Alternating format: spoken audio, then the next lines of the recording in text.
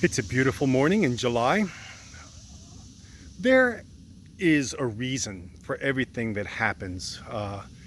When I hear someone say, "Oh, these Republicans are crazy," or "that so and so is out of his mind," or things of that sort, um, uh, there is a plan and a reason that each of the politicians are doing what they're doing.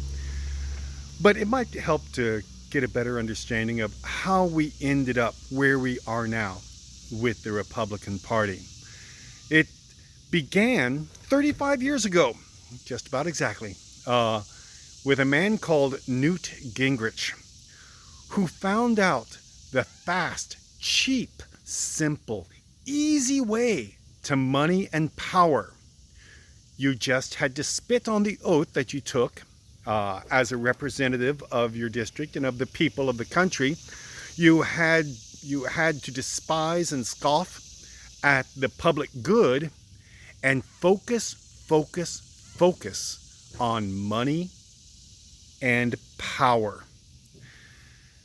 The way to do that is, as Newt Gingrich actually wrote a playbook about it along with the Republican Party.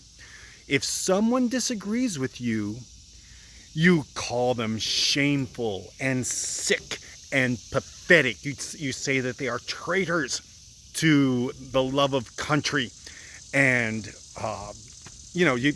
you base your political career and the entire party on a good, solid lie that so long as a person disagrees with you, they are the enemy.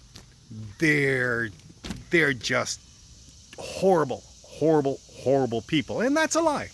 Two people who disagree are not enemies. They just disagree. But that's not the way to money and power.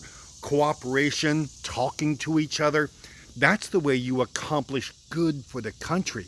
But it's not the way to money and power. Money and power come by division and come by telling people who to fear and who to blame.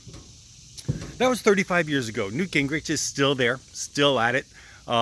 He says that the male lion is the king of beasts, and he can take what he wants, and he doesn't have to ask anybody. And when the females kill the meat, then the lion takes whatever he wants, and that's the way we need to be. And it sounds stark and bold and just really cool until you think about it for about 15 seconds.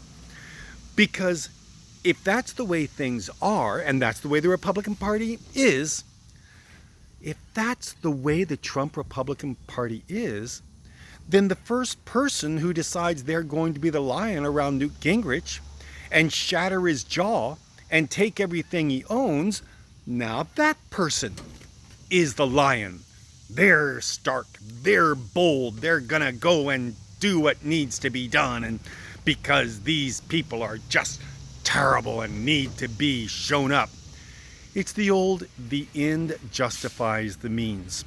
And we have been here for thousands of years knowing that the end does not justify the mean, especially when the end itself is polluted. Then both the end and the means are polluted.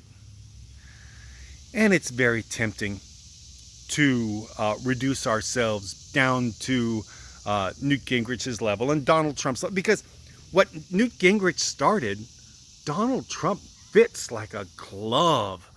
Always, if you are in a disagreement with someone, go 2 steps lower insofar as insults, because you can't argue with a person who's trying to build the public good. All you can do is name call. And for a sector of the population, a good sector of the population, They understand nothing better than just insults and name calling. And they love it because now they're fighting for me. They're fighting for what I believe in. I don't want to see things change. I'm a conservative. We need to keep things the way they are because the way things are is benefiting me. And if we spread out benefit throughout the country, then I won't be supreme. It's all relative. That's what envy is. Envy is only having more than the next person, being able to crush the next person. Envy doesn't care how much they have or how much you have, as long as you have more influence and more power. But that's why the Republican Party is largely hated by a large section. When people say government is going in the wrong direction, which is very true right now, I suspect that what's really going on is everybody sees the efforts of the Republican Party to be minority rule through destroying elections, and they see Democrats not being able to do anything substantial about it, and therefore they would say that the country is headed in the wrong direction.